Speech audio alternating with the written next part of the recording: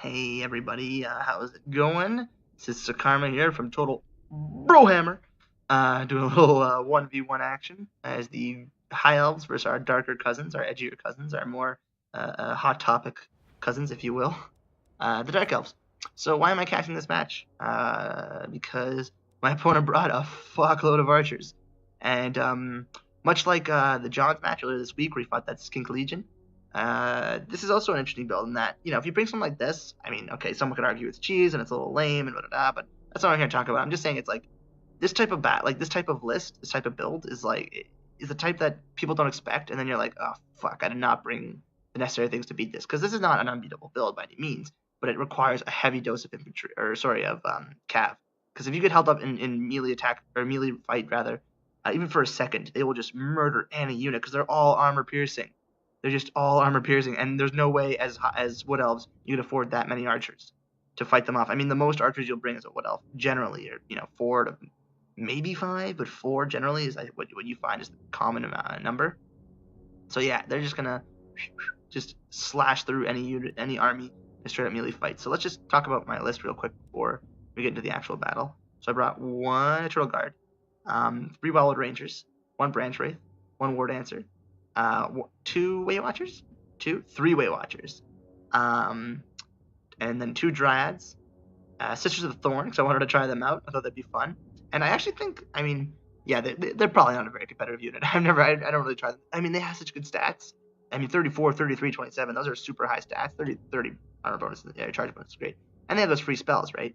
They have the free spells, and they have the free Shield of Thorns, which is pretty good, and they have the free Curse of Enrahir, which is pretty good. Not to mention 50% physical resist, so that's all quite good. Health is super low, but other than that, and 85 speed, and there's a lot of things to like about them, but I don't know. Very few people bring them in for good reason. But I brought them this matchup because why the hell not? Give them a try. And then I have a Wild Rider somewhere around here. I know. Oh, did I not? I only brought the 1 cav? Wow. Yeah, so I really did not bring the right build for this matchup. I brought it very much to fight off dragons, which I expect to see in this matchup usually, because 3 Weight Watchers will melt any unit in the game single fire, especially with the curse of, the Prey of Anathrema. If you can just pin a unit down and get these guys to fire even 1 or 2 volleys, that unit will melt. So that's why I like to bring that. Meanwhile, my opponent here brought what is this? 1, 2, 3, 4, 5, 6, 7, 8, 9. Was it 1, 2, 3, 4, 5, 6, 7, 8, 9, 10 dark shards, some with seals, some without, but yeah, an insane amount of dark shards. And then obviously all the spend went in there, so it's got Malekith on foot, a couple of what are they called? The spearmen, dread spears, corsairs, black orc corsairs, and some bleak swords, which have silver chevrons, which is I don't know why they. But anyways, yeah. So interesting build. And then what does Malekith have on him? It's a Doombolt, and I saw Doombolt there.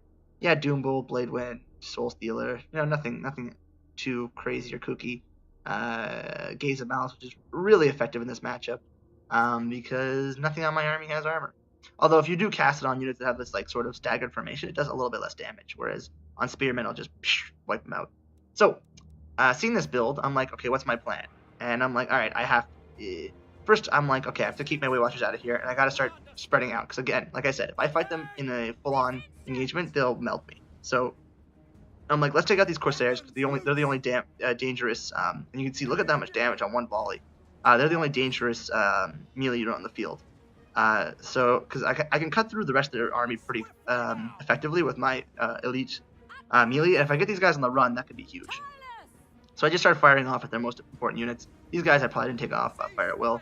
So yeah, I'm just doing some damage, and I'm really careful not to get within range. You can see I'm about to get in range, and I'm like, ooh, fuck off. Run away. There we go. He casts a Doombolt, but I'm like, okay, I'll just run back. I see that coming. And my opponent has, I don't know if they just didn't care about his Dryads, or they just let them get on the flanks. He does send these Corsairs after them, but I'm like, okay, that's fine. Meanwhile, I'm just trying to pull them in more and more, and you see I'm sending all my units to the flanks because I don't want to fight them one-on-one. I don't want to fight them straight on.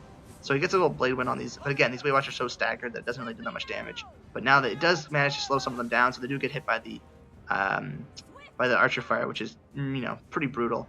But again, over here, I'm just taking apart his Black Orc Corsairs with these guys, and these Dryads. I don't want to engage with them with the Dryads. I'd rather just shoot them, because why not? Because the arrows aren't going to be that effective on anything besides the Black Orc Corsairs and Malekith. So yeah, so that's the idea. Over here, again, he's just charging forward. So I'm hitting these Dark Shards with my Way Watchers, and they outrange them heavily. They have like, oh, sorry, wrong button. They have what, 190 range versus 125. So yeah, I lose micro on these guys for a moment. Even that moment of mistake is it's pretty costly. But actually no, not that much damage. But you can see I'm charging around with these Word Answers, which are super fast. These guys are getting punked by the Way Watchers. He's charging all these dudes at my thing. On the other end of the year, he's charging my Glade Lord. He has no calf, so he can't catch her.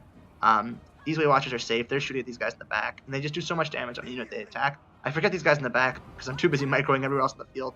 But I get these Ward Answers around, and I'm just like, let's charge this blob, because if all I need to do is take out these archers, it's game over.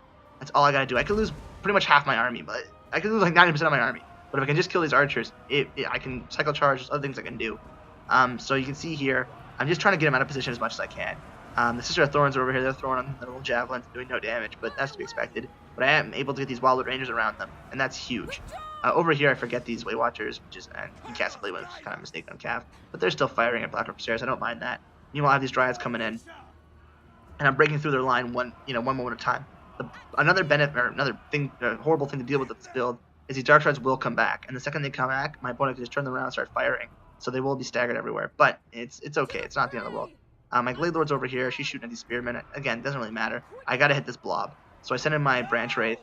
He still has so many healthy archers, and again, any of these archers are just super deadly. They're the most important thing to kill. Over here, the Wild Riders are dead. Wild Rangers are dead. The Word Answer is dead. It's not like looking like it's going the best for me. But over here, I've managed to catch him on this flank. So he won that flank. I won this flank. Murderous Prowess has popped, which is scary. And you can see that, ooh, that did a lot of damage. He did Wild Rangers. That's such fucking Gaze of Hell, such a good spell. So Eternal Guard here, engaged with Dark Shards. All I'm trying to do is pin them as much as I can. I'm bringing these guys back finally. But the good thing is, they're all out of position. I mean, nothing's in the right position for them, which is good for me. I mean, the more chaos, the better. Over here, I have my Glade Lord knocking down these two Dark Shards. Over here, he's got these Red Spears chasing my Way Watchers, which isn't that bad. See, I don't have them on fire at will, because I'm totally happy to have these guys chase them. So that's 2 less units in the front line to muck up my units while he shoots me. So, all over the place, I brought in my Sister of Thorn. They're going to start running through. They're going to start cycle charging. And, yeah. And then they cast their, the one that gives them missile resistance. Which in this battle is actually giant, because everything that I'm afraid of is missile-based. So, yeah, I'm just trying to make sure that I'm shooting these guys in the back, because why not? So I'm just trying to make sure that I can hold up the units as long as possible. I don't know why this guy's just standing there. Who knows what happened, but I run him away. Again, he's got units everywhere that are just recovering, and it's going to be so hard to deal with them, especially if I lose my Cav. But at this point, I've totally collapsed the line, and it's just a matter of, picking them apart. And then I finally reactivated this unit I left in the back, and they're beating on Malekith.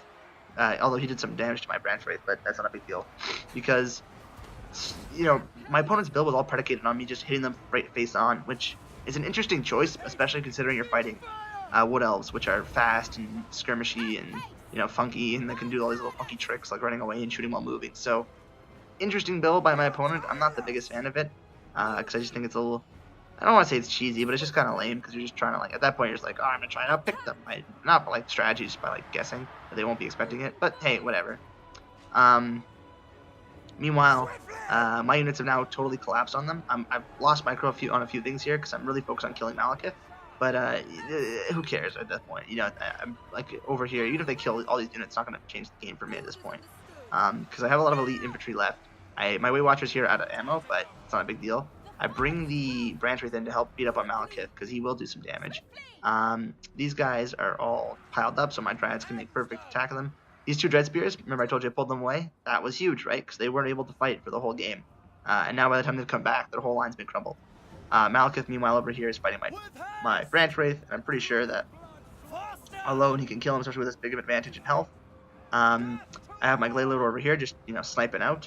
The Sister of Thorn are firing. And yeah, we're just trying to cause a massacre at this point. And yeah, it's looking like it's going to go down that way. I mean, he cast a Doom Bolt over here, which will look pretty cool. We'll watch it open the gash. Open, and then, oh, we're not going to see it. We're just going to, well, it does look cool, though. Whew. That's pretty funky. Well, it's like a flower that's like spitting jism out. The tip of the crystal. Jism crystal. The new fragrance by Total Brohammer. Anyways, yeah, so that's what we're going to monetize, guys, by selling Jism Crystal. But before we get into that, let's talk about the post game. So, why did I show this game? Because it was hectic and fun for me. I really like playing this game. Again, wasn't a big fan of this build, but I love playing this game because it was just a lot of strategy on my part. It really forced me to think differently. Because if I just charged this line, like I said, it would have been over in 10 seconds. Because any one of these units just firing at any one of my units would just melted every one of them. But the Way Watchers, I was able to make really good effect of them. Look at 89, 93, 51. Yeah, no Chevron. Well, 2 Chevron on this guy. But no Chevron on these guys. It doesn't matter. The point being is they were able to whittle down this army. And these guys only got 3 kills, and these only got 30. And, I mean, some people may say, oh, I should have shot the archers and this and that. And yeah, you have a point. But my concern, again, was the more I can thin out this front line, the easier it will be to get at these archers. And I didn't bring any Wild Riders. About the Fist of Thorn, who did get 87 kills. If I brought Wild Riders, I probably would have won this game a little bit more easily, because they're a little bit fat, better at Fist of Thorn at dealing with this type of build. But that's all relevant, because the point of the game here was to show you that sometimes when your opponent brings a build you weren't expecting, or a build that you would not be able to beat in a conventional manner, you just gotta think unconventionally. I mean, John Ton and I had a battle way back where we fought this like really hardcore front line of dwarves or elves and dwarves, and it was just a gun line and tons of soldiers. And we're just like, okay, let's just split up on either flank, right?